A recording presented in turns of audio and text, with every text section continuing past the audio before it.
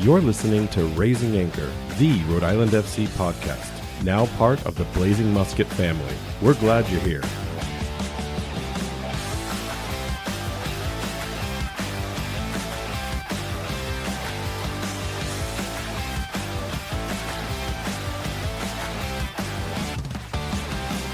Hello, and welcome to Raising Anchor, your podcast and source for all things Rhode Island FC.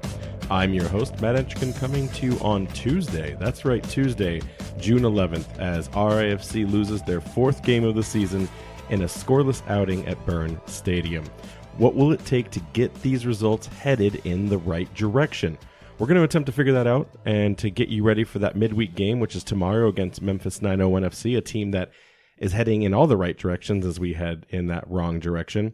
But joining me for this midweek deep cut is the one and only Jason Carey, co-host with the most. Jason, how is it going? Good. Midweek deep cuts? Is that what RFC was trying to do with was a Coswell song? Listen, their head was in the right place, but I think it just kind of fell a little flat. I think it's too melancholy, maybe. Like it's not that upbeat of a song. Sure. And listen, 100%, I will give credit to this team to try something. I am a firm believer in my personal life, in my professional life, in my podcast life. Fail fast, fail cheap, and then move on, right? Experimentation will get you to where you need to go. And if the fans have some elasticity in them to weather those kinds of ideas, then I'm fine with that. If they played it for 17 games and tried to shove it down our throat, then I would say, like, maybe this isn't the right thing for them to be doing, right? Like, that's where you would have to kind of, considerably draw the line. That isn't the case. I think they already know. I mean, it was a cute video. I didn't like that I was in it. That's not the cute part, but like, I enjoyed what their attempt was. I enjoyed their effort and their thought behind it. I've actually enjoyed that the fans have kind of 180'd on it and said, hey, like, what if we provided some better songs, right? Like, some were already going into the Talking Heads library of like more discography of like Burning Down the House. There's one song, I don't know who came up with it, but this Rhode Island redhead from Pawtucket, it's got potential, man. You change the word redhead to FC and you change some of the merry parts to it. Could you imagine us taunting opposing players and teams, screaming, here chick chick chick, here chick chick? It's as good as bubbles right now as far as I'm concerned. Like, we're all blowing bubbles. But outside of that, we're still in the experimentation phase with that song. And fans have to be resilient, right? Like, they have to be ready and they have to be prepared to see some things that work really great, like $4.01 beers, and then some things like the Cowsills that maybe just don't show up the way they wanted them to on the night. But speaking of the night, we've got quite the game to unpack, or maybe we don't. I don't know. There wasn't really a lot going on for it in our side of things. But before we get into the game, let's talk some quick news. Have we hit the international stage now as a club? Have we made it? Yeah. We're there, right? Like, this was it. Yeah, international scoring too. Yeah. Not just like playing for their team, like actually scoring and winning the game for this team. Yeah. And like, so for those of you that are living under a rock or aren't paying attention to social media, Jojea Quizera scored for Rwanda today against Lesotho, a team that is competing in the group qualifying stages of the World Cup in the Southern African region. He scores the only goal and the go-forward winner to carry Rwanda through their group qualifiers for this session. I think they're now in second place in their qualifying bracket, and you love to see it. Surprisingly, I've never seen Quizera on that side of the pitch. He was high, central, and to the right.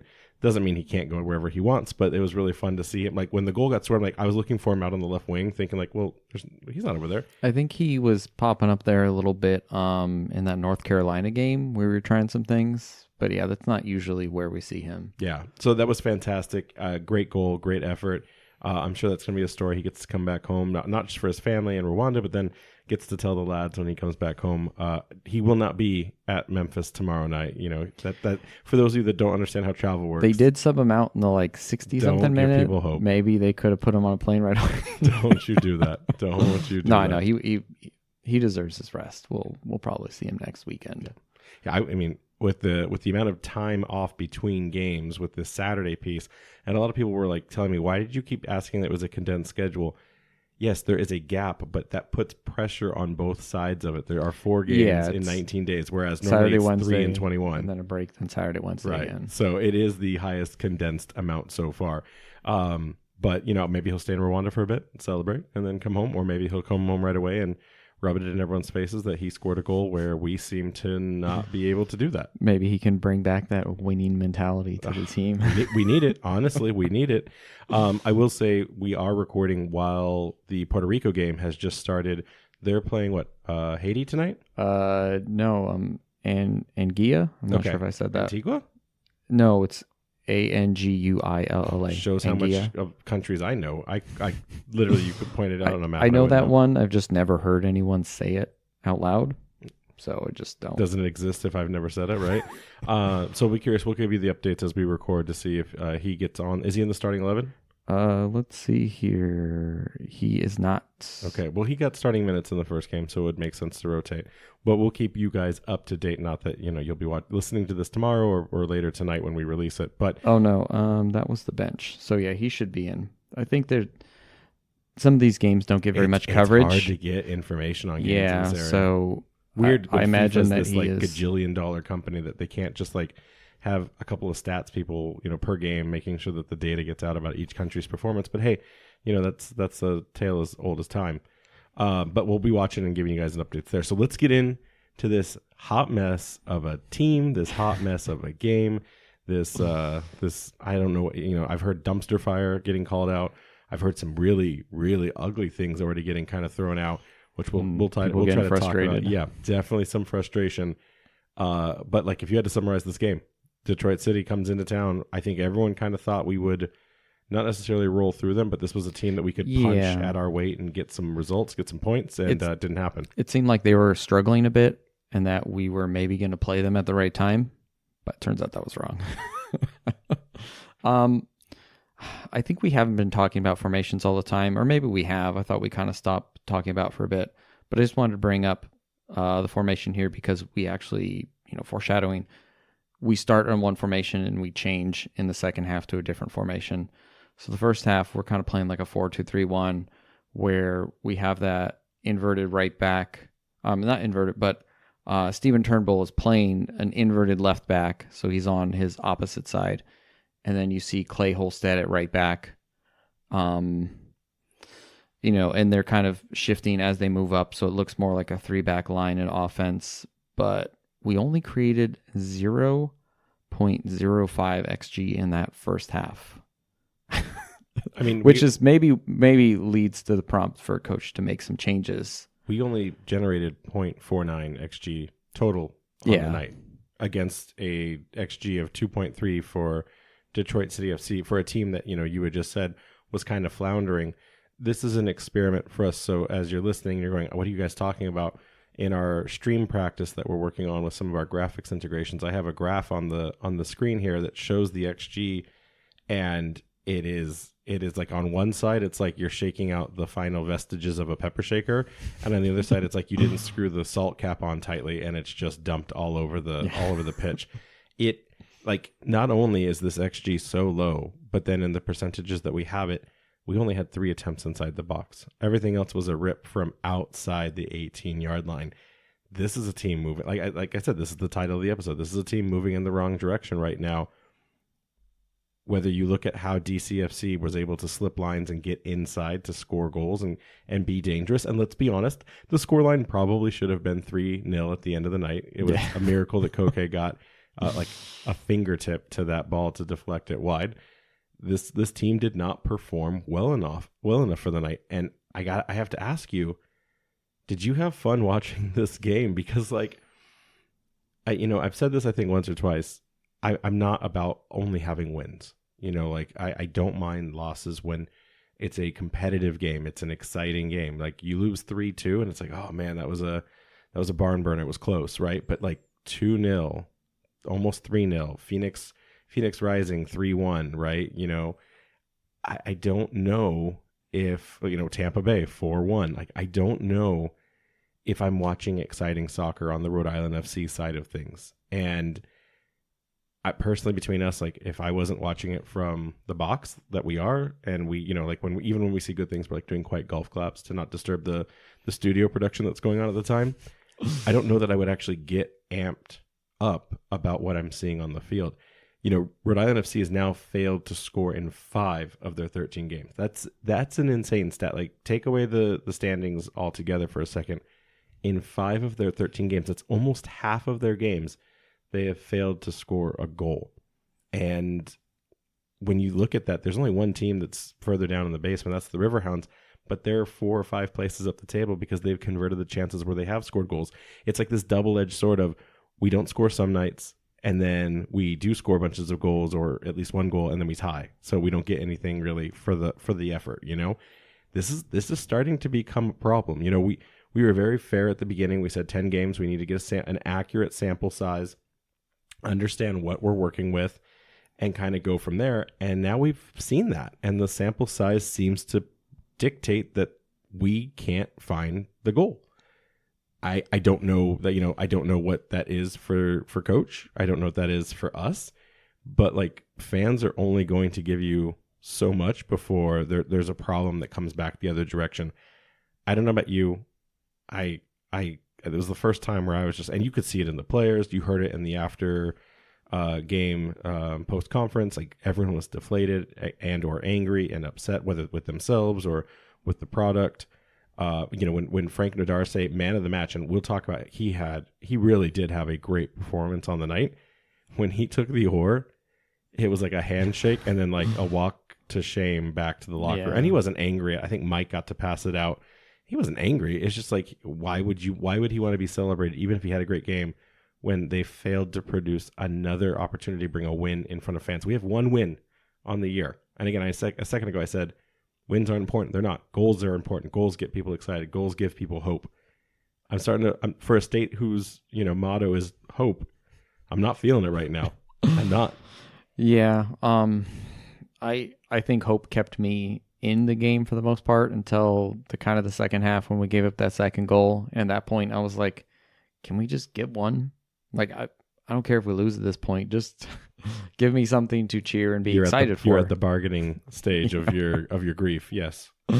To be fair, so there's a bit of a rough start in the first 10 minutes or so, but RIFC did grow into the game. And I think there was a good amount of period between, let's say, like around the 10th to about when we gave up the goal, like 36 minute. We didn't create a lot of chances, but we did see the team possess the ball well. They moved up, they recycled, and it looks like they were trying to get something going. And you kind of felt like, all right, if we just keep doing this and we can contain Detroit, at some point, maybe this will build into a goal.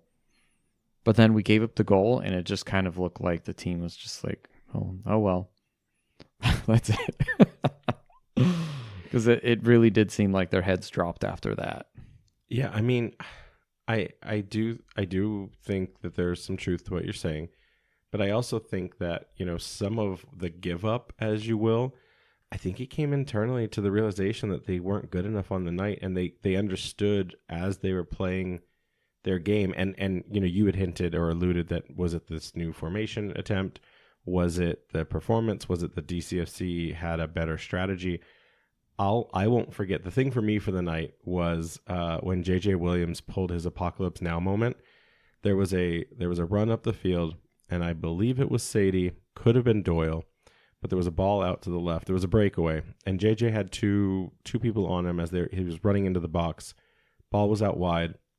Service comes across and just skied. Like JJ, even if he had the highest jump he had ever recorded in the history of his life, would have never touched that ball. And he landed, and I think it was Doyle, and he looked at Doyle. Doyle turned around just like, okay, reset, get back into this. And JJ Williams dropped down on his knees, no contact, no injury, and just like arms wide open, like, what is going on with this right now? Like, this is not how I can play my game. And we saw that. We'll talk about it in the lineup for Memphis. JJ Williams was playing in a 10 role at times on this game. He was coming so deep to collect the ball. Yeah, or he was retrieve trying. it. He was trying to find the game to get into the game. Right, because we couldn't bring the game to him. And, we've argued in the past when you have two wingers and a striker combination up top, or you've had two strikers, have we pulled too much of our midfield out to be able to effectively drive the ball forward unless it's that wing or cross play? And we've had these conversations. Well, now, when you really think about it, and maybe the last game was a little bit of it, but really, this is the first game where we said, hey, Williams is on his island. Find a way to get to him and let's see what he can do.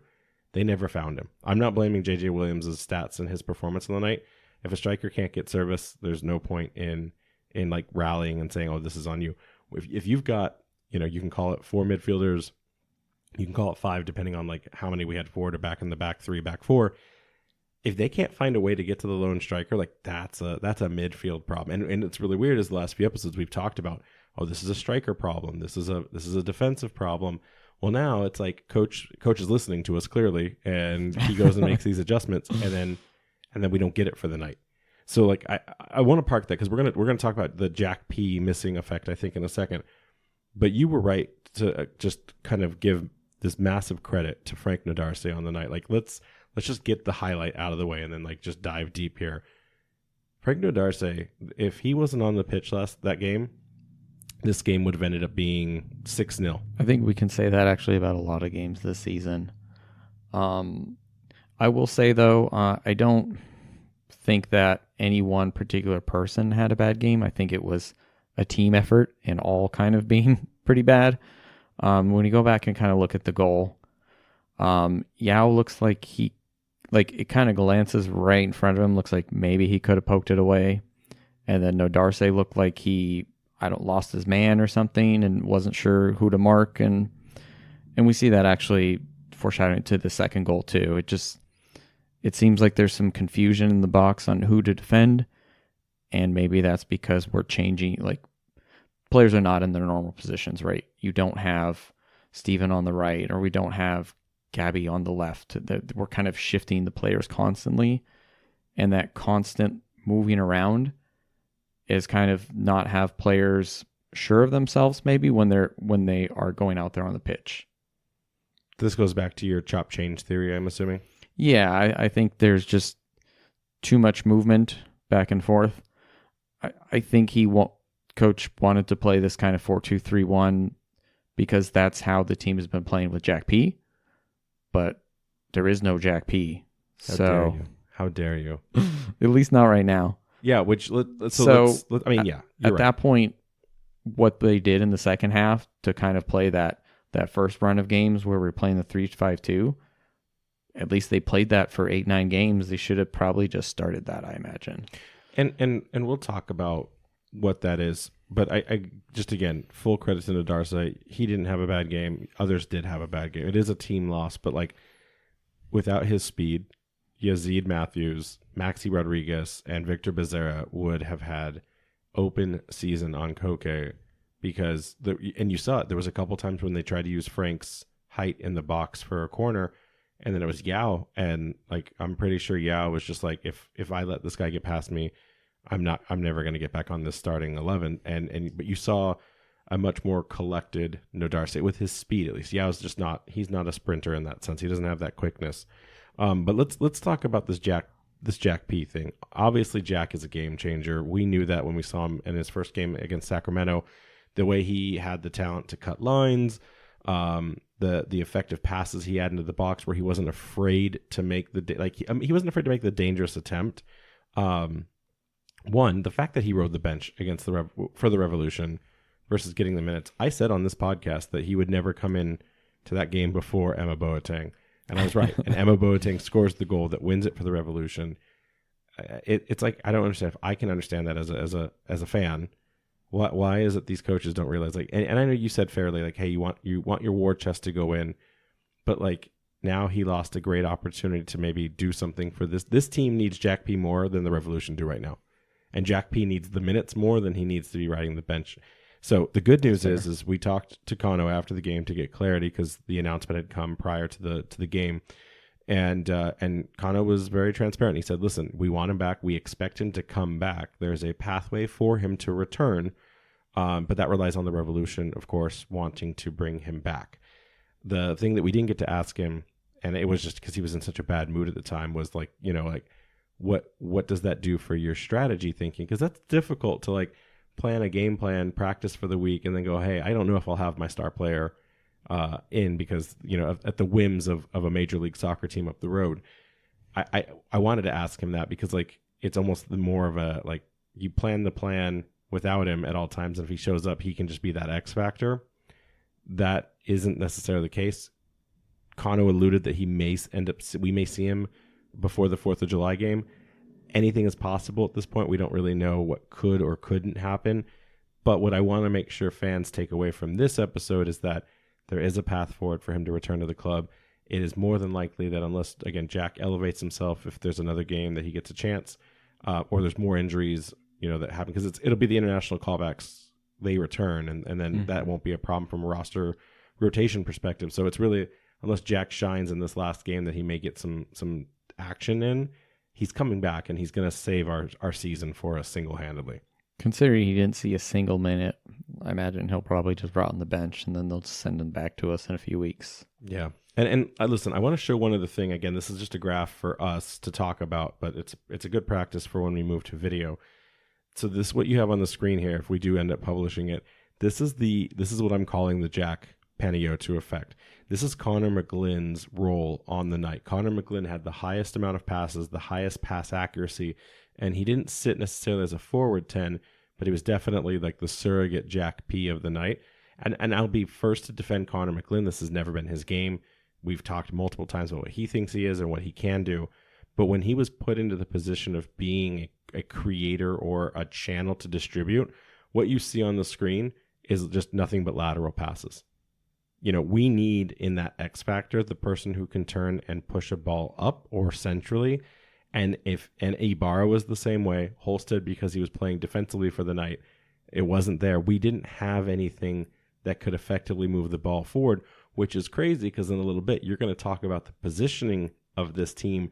And what I see on the passing distribution doesn't line up with what we had on our average formations for the night. So the fact that we tried this new game plan, we tried to integrating different players. Again, this is another different starting 11 than we've seen all season. We almost got it right, but at the end it was Sadie who came on. We didn't predict that Sadie was going to be there initially. I don't know what else to say right now about this other than I don't think that coach has it figured out. So I'll ask you, this starting 11, it confused me. You can blame it on Jack's absence. You can blame it on Jose Quazera being absent. But the real thing that I'm struggling with right now to understand is understanding why we inverted Turnbull in the first place.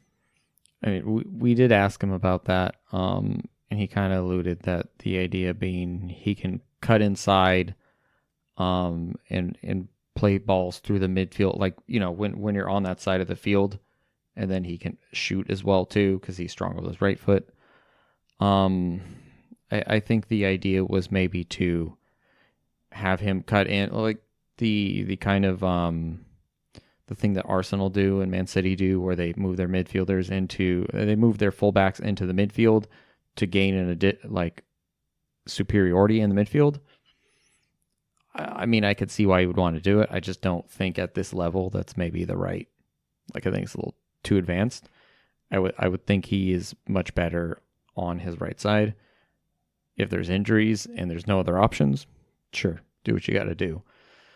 But Gavi Alves was on the bench, and we've got Smith and Messer. I don't know if Smith has any ability on the left, or if he's solely a right back. But okay, I agree with what you're saying about Turnbull, and I think Turnbull was said, hey, if this is what coach asks me to do, this is what I'm going to do. Even though he said he'd be more comfortable on the right, I think more to the point is and what the interesting piece for me to hear from Smith was he wanted to keep Turnbull in the game longer.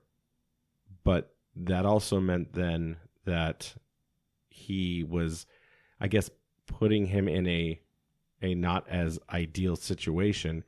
But what was the double compounder here, if you will, we didn't have any real offensive rotation left in our subs. So I know that I think you're going to talk a little bit about like how we game manage the minutes in a second here. But when you have in your substitution pool, it was Messer, defender, Alves, defender, Smith, defender, Chumesi, defender, Vang, midfielder / forward kind of striker. I don't know really what Vang's role is. And then your boy, Kevin Ordoy, one day generational talent, diamond in the rough. With everything kind of offensively thrown out there for what you had on the night, it was really interesting to know then, like, okay, if we don't go up early, all of our subs are defensive in nature, right? Like Smith is an interesting one because that kid can, one, he can ball, and two, he's not afraid to just go. I haven't seen that from most of our quote unquote defenders. It makes me almost suspicious that he isn't one. But you sacrificed Clay Holstead on the night to be this, like, at times right back, at times holding midfielder CDM, kind of. Because he never really got up on the night, and you saw it because Holstead has been one of our biggest threat generators. So, like, what was the advantage there? You put all of our offensive firepower into defensive roles when you have some of our best defenders. Listen, everyone calls Gavi Alves the special boy right now. I fine, that's great. I think he still continues to be one of my favorite players.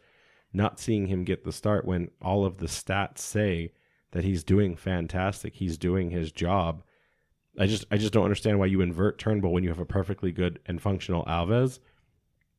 And then you could sub in the likes of Sadie to be a game changer with the speed on the side, or you can sub in, Connor McGlynn or Clay Holstead, like whatever you need to do so like it changes the dynamic. I think Smith was a good change, but like after that, everything was defensive. Like you're never going to ask Alves to go up, and I think he did take a shot though. That was a great shot, but it was just a little too far out, so the keeper was able to kind of because his job isn't to get all the way into the box. If he gets all the way into the box in a play, like you've got some really incredible bravery on his part to do that. So that's the part of the squad tactics that I don't understand. That's the experimentation. Sure, we had 2 players out from an international duty, but we only had our main striker out with Chico on the injury. Jack P was an unplanned opportunity, but like that's where I'm starting to get a little concerned about the tactics that coach is deploying. Like, is this? I just don't know. And it didn't show anything for the night, so it's like, was it worth it? I don't know.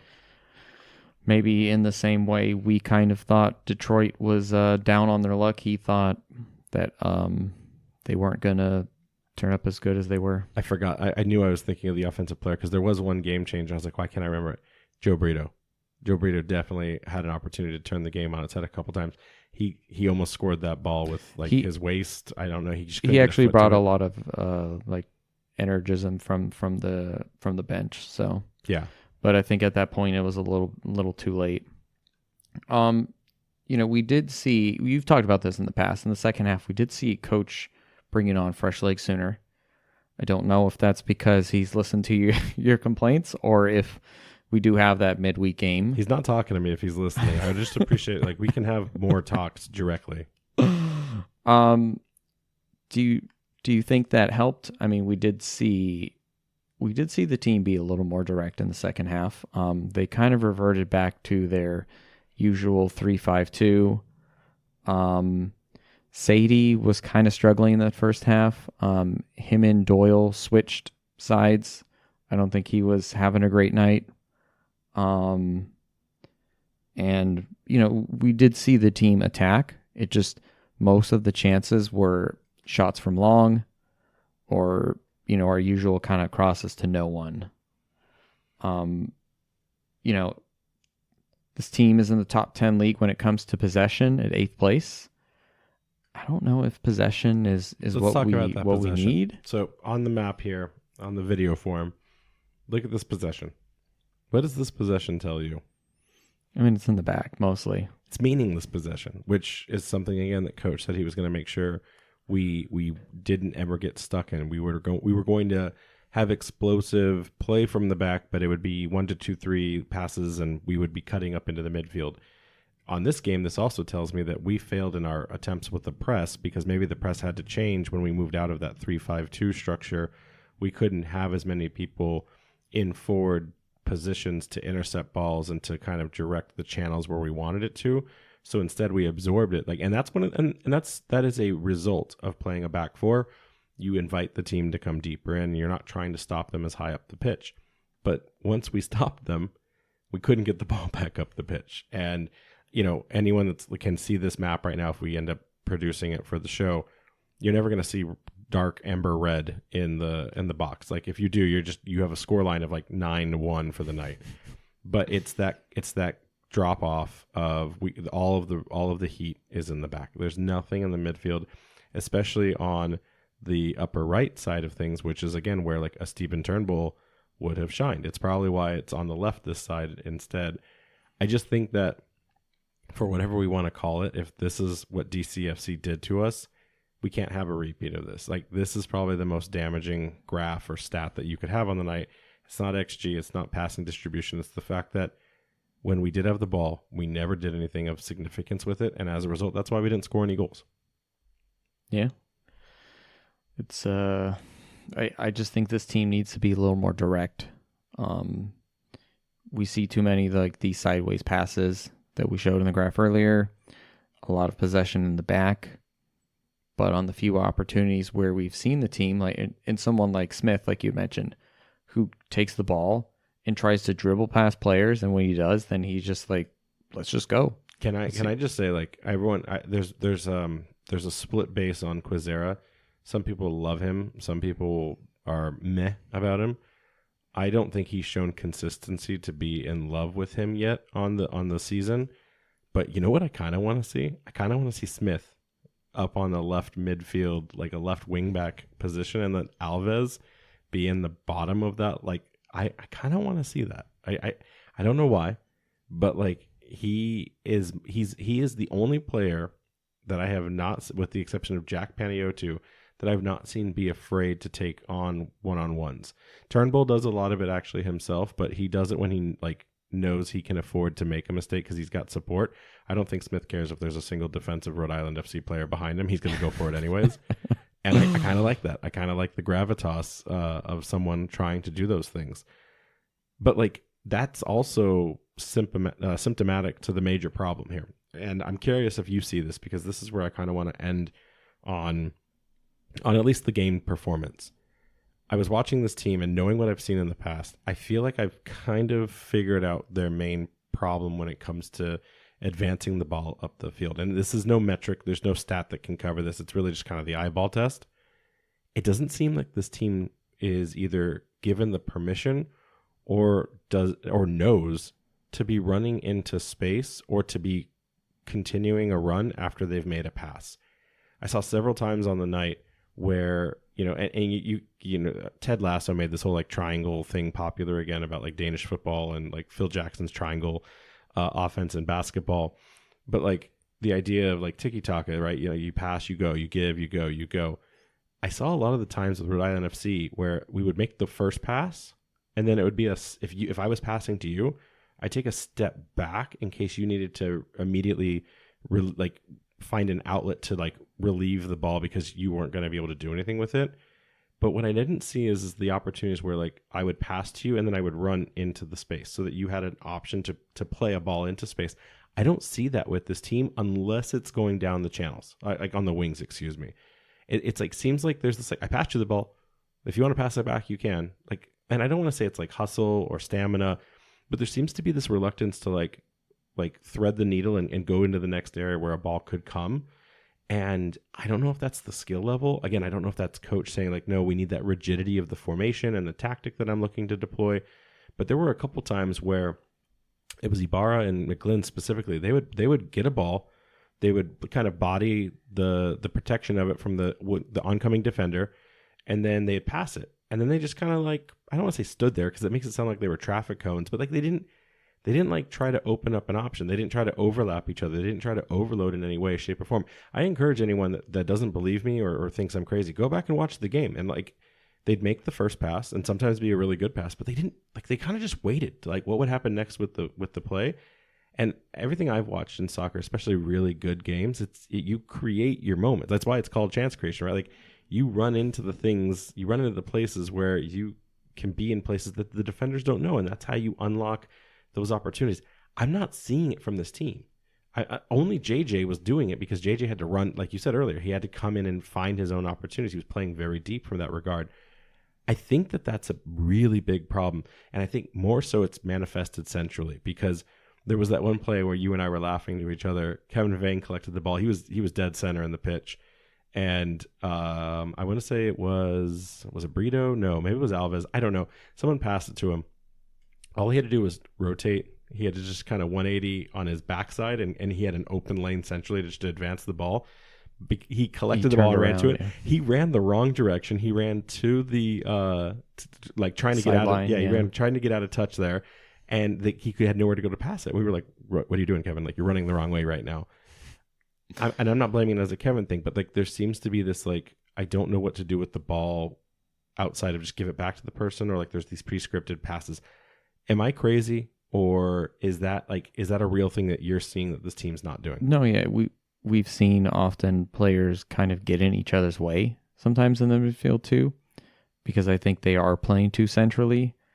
And actually looked at the average position for our players, and there was pretty much no width, with the exception of we have like one player slightly out to the right, but everything else was just super narrow. Yeah, and so right there on the screen. It was what was that number 12? Yeah, it's Clay. Clay. So right back there. You go. Yeah, yeah, right back Clay, of course. So my least favorite play. So I went back to check some of the other ones because I'm like, I usually do look at this graph. I was like, I don't think that ever looks like this, and it doesn't. They're normally more spread out. And in comparison, I looked at Detroit too. And their central position kind of looked like an actual lineup. Like the players were were lined up in the spots that they were supposed to be playing. Where ours was everyone. It's like they're trying to go. It looks like a lunar eclipse or a galaxy like eclipse. Like all the planets. They're trying to get over the bridge. They're all merging there in the middle. I just don't know what's going on there. Like they really need to, considering we like to get out wide and cross. You know, when we saw the graph with all the passes, right, they're passing out wide, but then the problem is then they're coming back in the middle instead of like staying high and wide and stretching the field and making themselves open. Instead, everyone comes narrow, and then but then they don't move even after they pass. And they don't move, and then it's hard to, you know, unless you're prime Barcelona, you're not going to pass triangles around everyone while doing that. You need to stretch out. So it's a tough problem. Listen.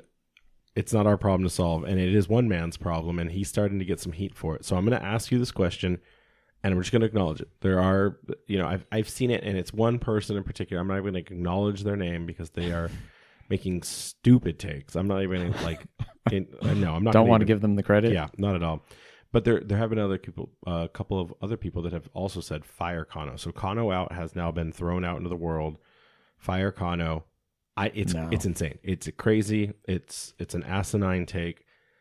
But I do, for the sake of being a devil's advocate here, I've been thinking about, you know, everyone seems to be in the camp that they recognize what that means, but I'm also hearing this thing like he gets 2 years minimum.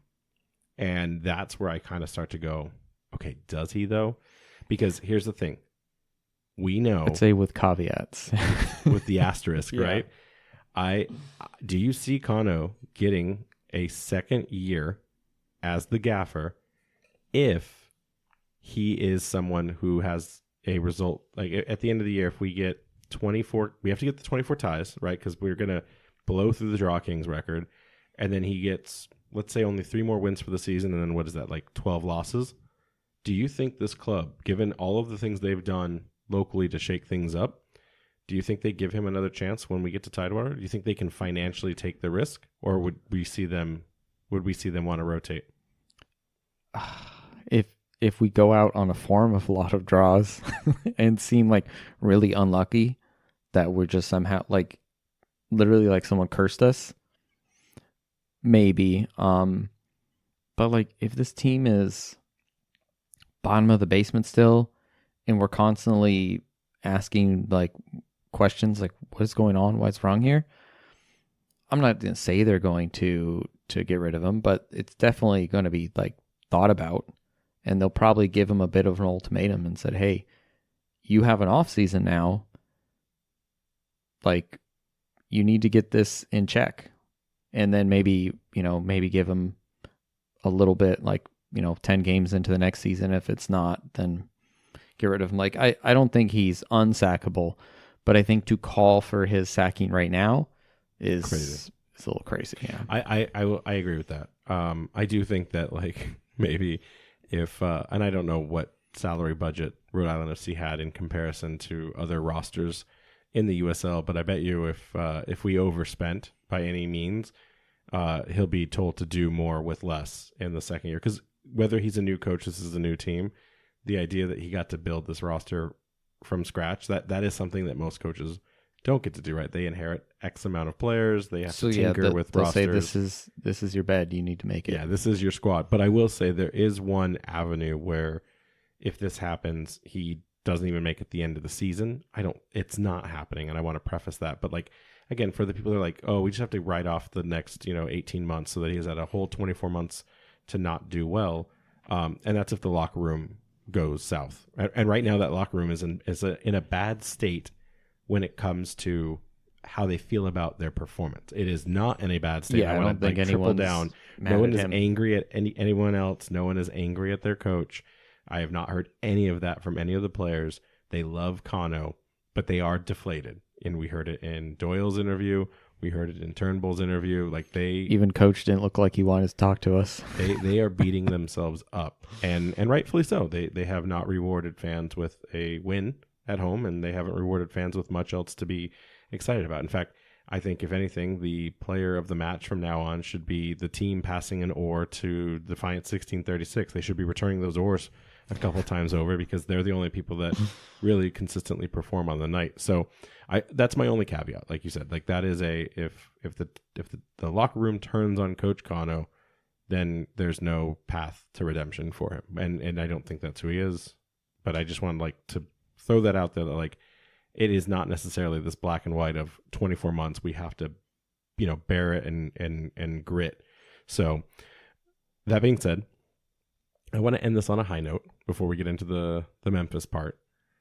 The silver lining of this, I think 401 beer night worked. We had 4,100 people show up for the game, and it was the first weekend of the summer where kids were out. It was the Portuguese festivals were all going on. There was a game at Foxborough. Yeah, the Revs had a game where they had like 30,000 people show up. So like you getting 4,100 people to take a chance on you again, sixth time out with no wins, that says that there's a really good loyal fan base developing in the area. So that's something to be proud of. Really excited to see that. On the 401 beer thing, though, great promotion. I heard they ran out by halftime and that they were selling them so fast that the reserves were like sitting on the side in cases, didn't even have enough time in the ice bath to cool down. So that's something that the club will need to fix. But listen, all things ahead, they're going to fix this one way or another, and we're simply along for the ride. So let's unpack this. Where are we on the table nowadays, by the way? We haven't moved. We're first place, right? I just blinked. Yeah, 2-1s, first place. Oh, we're double winning. Okay, got it. We're double winning. So 11th place RIFC still on 11 points with a 1-8-4 record after the defeat to Detroit. The points gap is starting to widen. That being said, 3 points between teams 8 and 9th place. Don't put that faith. Don't put that hope in people right now. I'm just saying, like, who's below us? Miami, right?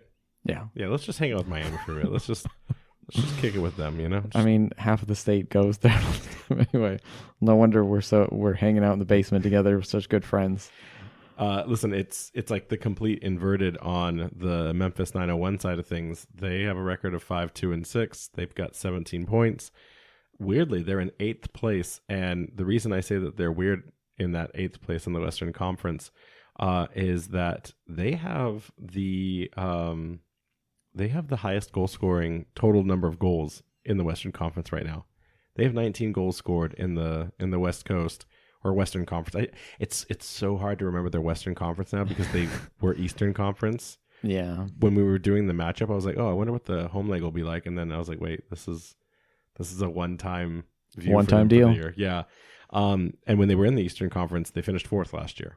And the year prior to that, they were always a competitive team. So listen, with the goals scored per match, they're in 5th place. With the average shots of 5 on target, they're ranked number 1. And they have 39 yellows and 1 red card on the season. So like, this is a team that is getting hot and kind of getting really dangerous at the worst time for us to play against them. Yeah, I don't know if they're ranked 1 in shots, but they are up there. But no, they're ranked number 1 in red cards. There's a few other teams that have 3, but it's because they have so many yellow cards. It's how they get that modifier. Oh, it's the goal difference on card accumulation. So they're just, they seem to be out there chopping people down a bit. So let's get into this coverage of AutoZone Park between Rhode Island FC and Memphis 901 going on tomorrow at 8 o'clock. Injury report, not injured, but not available. Isaac Enking and Jose Quazera on international duty. Do we have a Isaac update? He is in the starting lineup. He's currently at a 7.4. Oh, there we go. They are up 2-0. Oh, nice. In the 40th minute. Any assists or goals from Isaac? Nope. Okay, he'll get one. Don't worry, he'll bag one for the night. Amos Shapiro-Thompson is still in training. Grant Stoneman got an interesting update on Grant. He will be returning he's in running right now. He'll be returning to contactless training this week. And then coach expects him available for selection, not starting, but at least to maybe get some minutes at that Louisville game next week. So that's maybe our first reemergence of Grant Stoneman for those of you that have been kind of waiting. We'll get to play the last 10 minutes when we're already down 4-0. Perfect. And then Chico, for those of you that missed the press conference, Chico got an ankle sprain in the Hartford game. It was a mild one, and that he was kind of day-to-day to return for the Detroit City FC game, but he couldn't get there in time, so that's why he was riding the bench on that. Or sorry, that's why he didn't even ride the bench on that one. Interesting thing on that, by the way, going back to what we were talking about with a coach's management of the game, if he knew he had a sprain in the 4th minute of the game and you're winning, I mean, he couldn't have made like a real sub until the halftime when they were talking in the locker room. But like, how does Chico not come in and say, hey, like for the good of the team right now, like something's wrong with me. It's best if we just make an early substitution. I think it's the competitive nature in them that they, if they could even barely walk, they're like, put me in, coach. That's fair. And then they have to just make the call. It's like, no, you need to rest. Okay. So formation wise, Rhode Island FC, I think that coach does not flip back to a 3-5-2. I think he at least gives the 4-2-3-1, 3 games before he starts chopping again. So I still have it at the 4-2-3-1. You'd think with the idea that this is how the team is supposed to play with Jack in it. So just try and play the same style and then just ride that and hope when Jack comes in, everything will click again. Yeah. I mean, I don't have any other answer to it, but that, yeah. So I think that this is a placeholder for Jack P to come back, or for McGlynn to show if he's got what it takes to be in that kind of central distributor role. But I have a little bit of changes here. So I've got Turnbull going back to the right back. I think that this inverted experience is over in terms of it's an option, but I don't think it's the best thing for the team. So I think Alves gets back into the left back role, and I think Smith becomes this high octane super sub impact role on the other side. And then you've got Ibarra and Holstead in kind of, I don't want to say through and through CDMs, but like it gives Holstead the ability to move and range in that right midfield area wherever he needs to be. And then you see Fuson, McGlynn, and Doyle. I think Doyle again continues to look dangerous. Super close to scoring a goal on the week. Yeah, that header just glanced right. Yeah, just and then I think Williams gets the start, and then if Chico's healthy, I think maybe a few minutes at the end. We see what we could do if we bring them both in together, or a rotation of the players for the night. Does that line up for you, or do you see anything that I'm missing? Yeah, no, that sounds about right. I'm hoping that Alves gets back into the lineup there because, like you said, the Turnbull thing, it wasn't the worst thing, but he's significantly better on the right. So I think we should just kind of play them in the positions as long as we have these players available. So there is, though, a 10-day gap between the next game. So, at this point, even if the players are tired, I mean, they're going to have rest. So just go all out. Just go all out. Yeah, break them. Break them for another win. Even if the team doesn't get a result, they need to put out a performance to prove to themselves and to everyone else that this team can be competitive. I think that is exactly what this team needs to go out and do. So I'll be curious if that's coach's mentality or if he needs to save legs for something. And remember, too, we don't have access to like the physio report, so there could be some players that are already just at their gassed breaking point. So we'll find out on the night. Memphis 901, a little bit more easy to predict because they've been playing the same rotation, at least in terms of the players. They've been mixing them around a little bit on the pitch, but it most likely will be a 4-2-3-1 as well. So we should see some competitive formation stacking. So maybe some more cancellation to kind of what you were describing, what we should have seen last week with Detroit City, except they decided to change their formation up on us. So Tyler Derrick, Houston Dynamo legend Tyler Derrick in net. And then you've got Carson Vom Steeg on the right side. We'll talk about him in a second. Abdullah Cisco in your center back with Lucas Tercy. Those are the paired CBs. Akeem Ward on the left back side. Zach Duncan and Emerson Heineman in those defensive. Emerson Heineman was a bit of like a youth prodigy kind of thing that we like forgot about. Like, where did he go? It's like, oh, here he is. Luis Nascimento, Bruno Lapa, and then Dylan Borzak. Dylan Borzak, by the way, is not the normal starter, but he has been getting the start over these last 3 or 4 games, and he's been doing exceedingly well. So that's always great when you know that a sub is now earning his starting minutes. And then you got Marlon as the lone striker up top. I already talked about how this team has the highest number of goals scored in the Western Conference. The reason they're not just at the top is because their defense is not, I wouldn't say like bad, but they give up like an average like 1.5 goal a game or something like that. But they're also scoring. Yeah. So it's crazy when I was looking up that stat, it was very much a Western Conference stat. And I was like, wait, what's the Eastern Conference at? Did you know that? Do you have any idea what the number of goals scored in the Eastern Conference is right now? I mean, it's because Louisville is out of control, right? 100%. It's 29.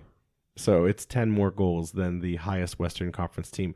It's something that we need to start also kind of being aware of, is that we are in probably, and I think historically, the more difficult conference. Every sport that is broken up into divisions of any kind, there is always that like one that like it can be really hard to break out of, and then there's like the ones where there's always just one winner and everything else is garbage in that area. That's what this is. The Eastern Conference will continue and will always be, at least for the foreseeable future, as the more difficult conference to participate in. And that's not to like throw shade at the Western Conference, but like we have Indy 11, we have Charleston Batter, we have the Tampa Bay Rowdies, we have Louisville, we have the Pittsburgh Riverhounds, like we have Detroit City FC. Like I don't think there's a team except for Hartford and maybe now us, which maybe people don't come. Maybe people aren't even scared when they play us, to be honest. Like, what's the worst thing that happens? We get a draw. Like, maybe we're digging our own early kind of sentiment against us. But the West Coast, the Western Conference, they are the easy ones to push over, with the exception right now of probably Memphis 901 as they're getting hotter and hotter. Yeah, the point spread over there is a little more even. You can kind of really quickly jump spaces with a few wins, whereas over here on the Eastern Conference, like no one's going to catch Louisville or Charleston. No. And you know what the most damaging stat that Memphis 901 has? Like the worst one of all of them, like, in terms of good things for Memphis? What's that? John Morrissey has them ranked 7th on the power ranking.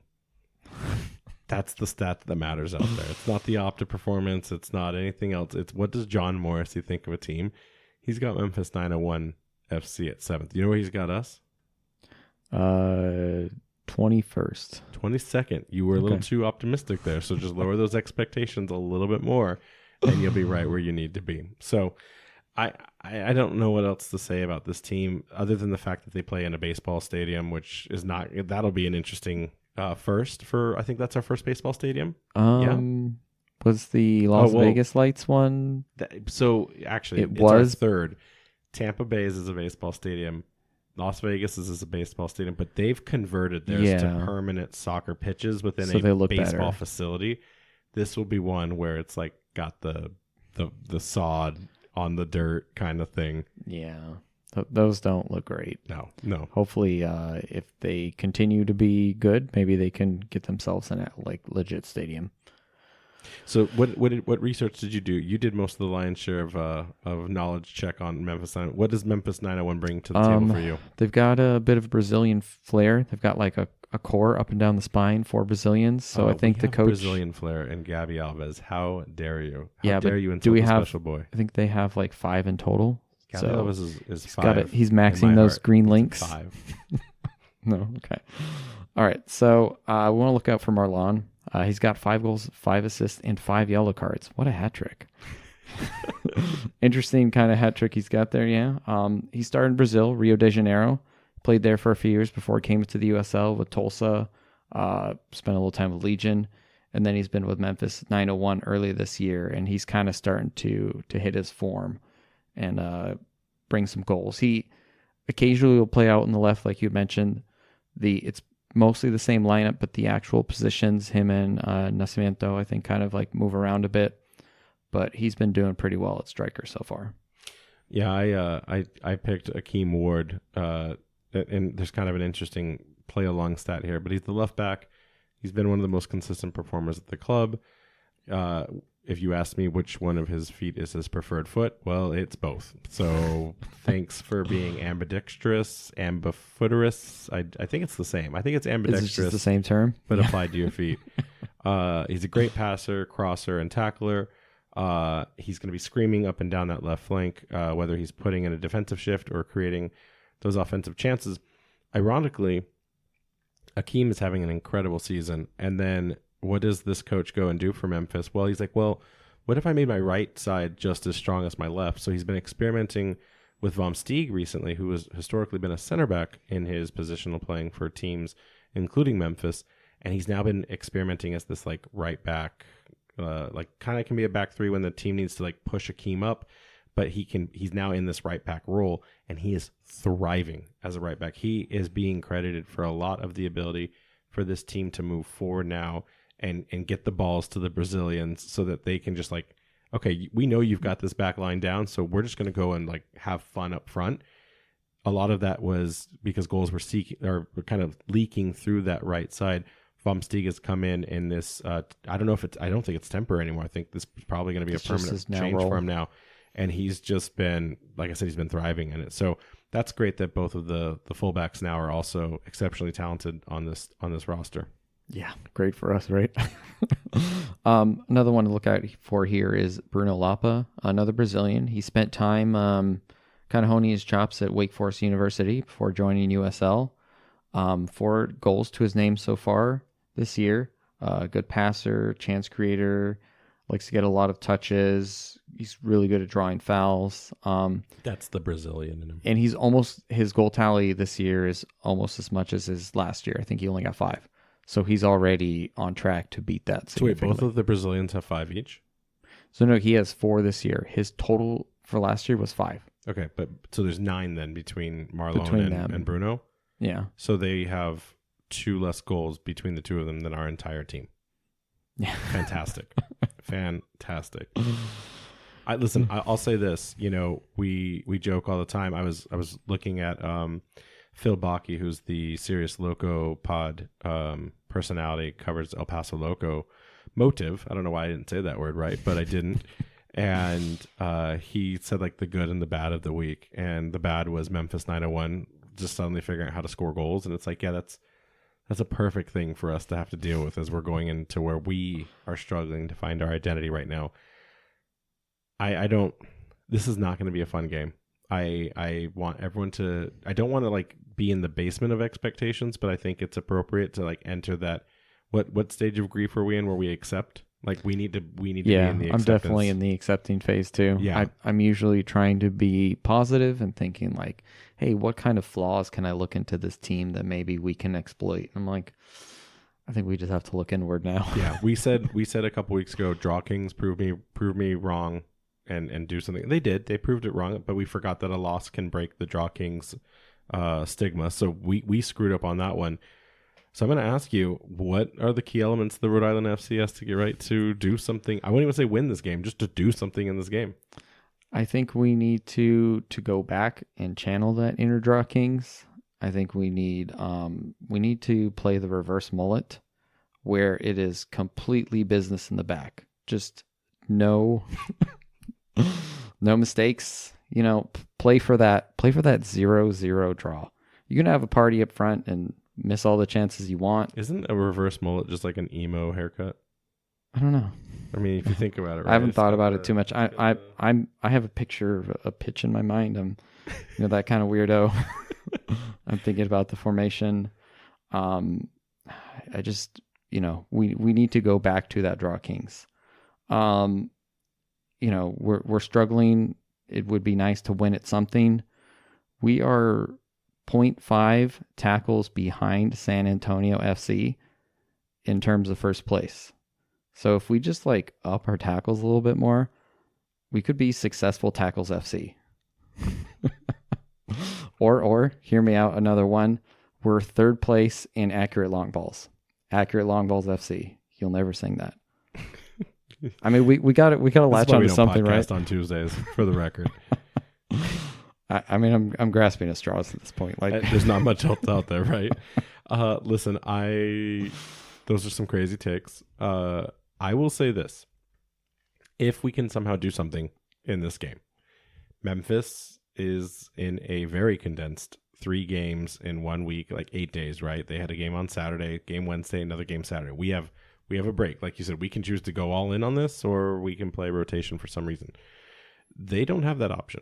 And I believe their Saturday game is a Western Conference opponent, which means that again, you just play for your wins, but strategically, if you got to make sure you take points, maybe you want to take them from or deny teams. Points from the teams that you're competing against. So that being said, there's a little bit more game management that Memphis has to think about strategically and tactically that could give us a leg up. It could give us the chance to go for all 3 points, or it could mean nothing because, again, maybe teams aren't afraid of playing us right now, right?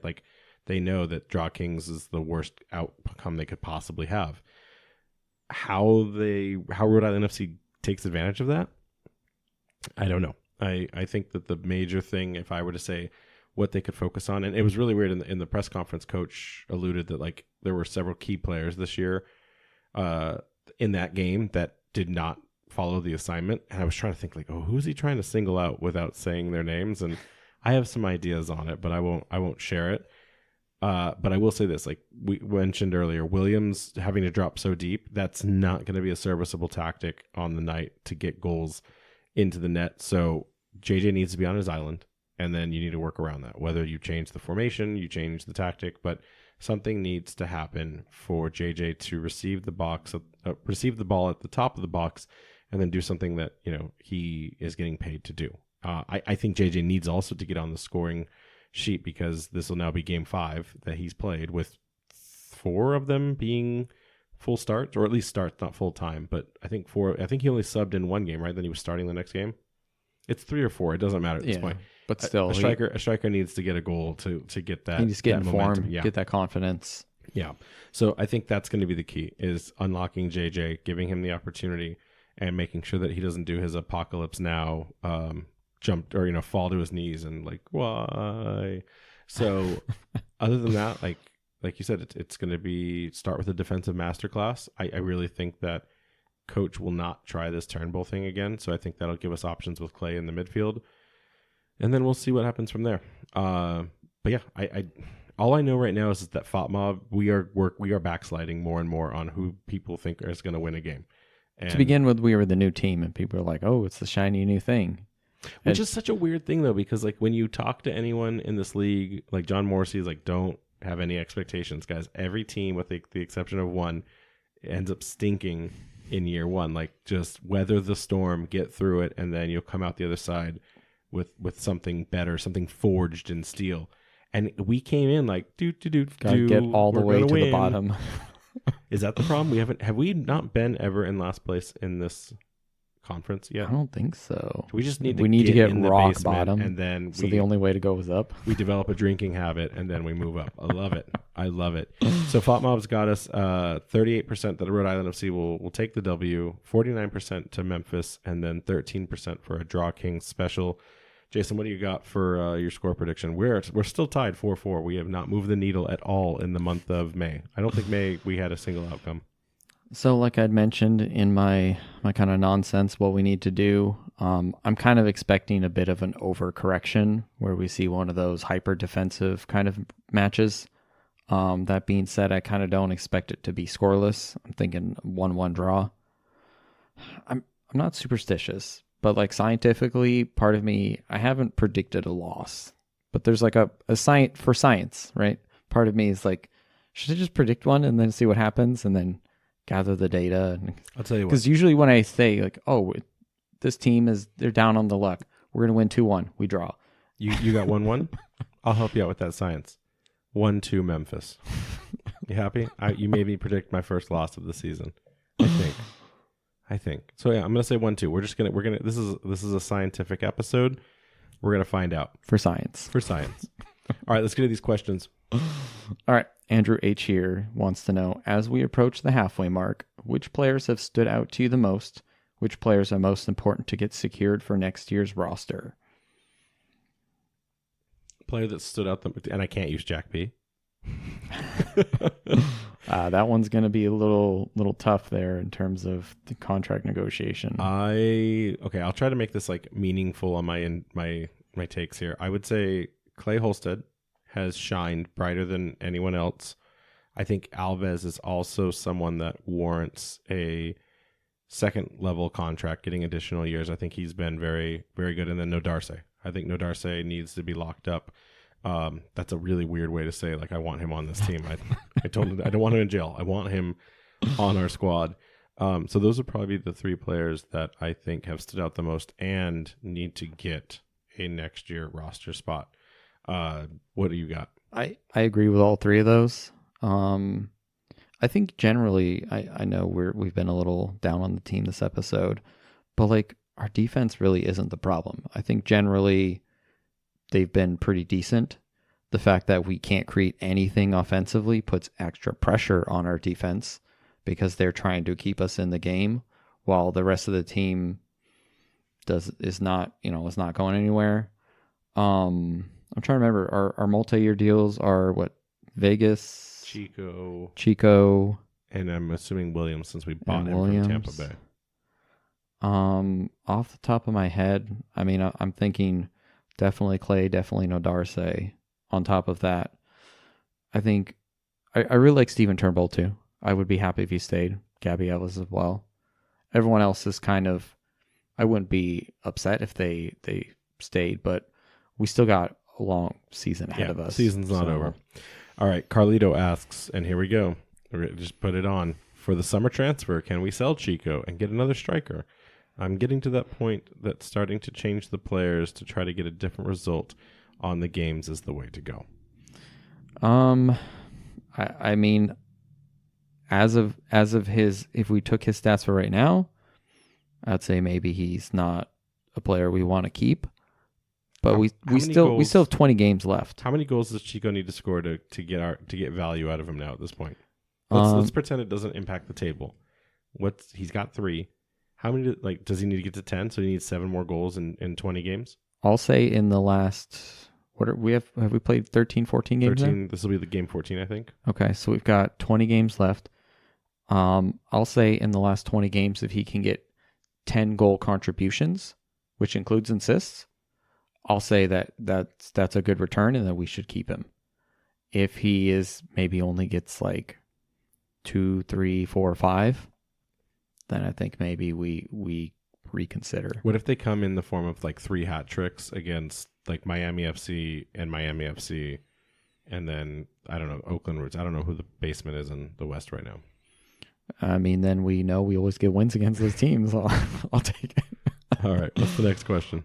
Let's see. Scott here says, do we know why our special boy hasn't started in 2 games? Is there any truth to the rumor that there is a dressing room problem? First of all, we don't call it dressing room in America. It's a locker room.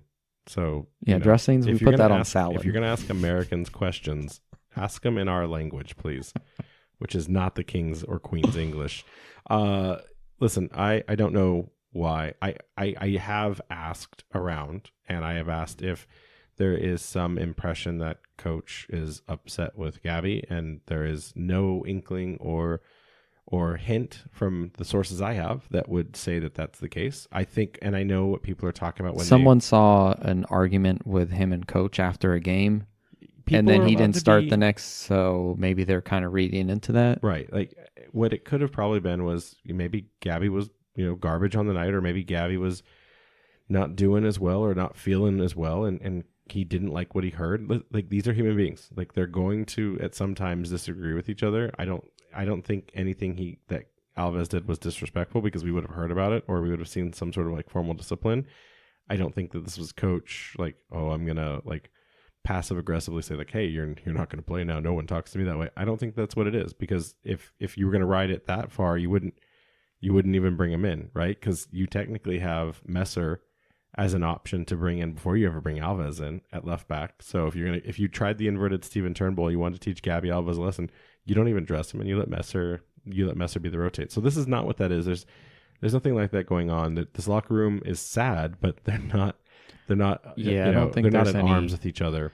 If there are any issues, I think they are in the moment individual frustration, and I don't think any of those have manifested into a larger problem. Right. And I think you'll see Alves back in the starting lineup, if not this game, by the next one. He has been rock solid, and maybe seeing Smith and Turnbull experiment put some pressure on him to make sure he, amplified or ramped up his game to the next level, to make sure that he's always that lock-on starter. Scott also writes in, so I gave him 2 because this one was an interesting one. How do we count attendance in this league? It feels like it's tickets sold rather than attendance, because a lot of away games we go to seem to only have 12 fans and a dog, yet they claim thousands. So it is ticket distribution. So if people buy tickets and they have tickets that they're given and they don't but show up, it's still... Here's the thing. I know that so ticket distribution, it's so interesting, right? Like, you can say it's the purchased ones, or you can say it's, like you said, it's given out for like promos and stuff. I don't think the league allows the promotional ones. Okay. I think it's got to be purchased accounts. Sure. No, but I mean, you're like 95% right? Like, it's not. They don't have turnstile counters. And if you went to Beirne, you've seen how many times with the lack of Wi-Fi signal that they're trying to accurately get like those tickets scanned through. Sometimes they can't. And they just see you swipe it, like they hit it, but like who knows if that data makes it to the data center to like compile that. So it's definitely, like you said, it's definitely tickets distributed.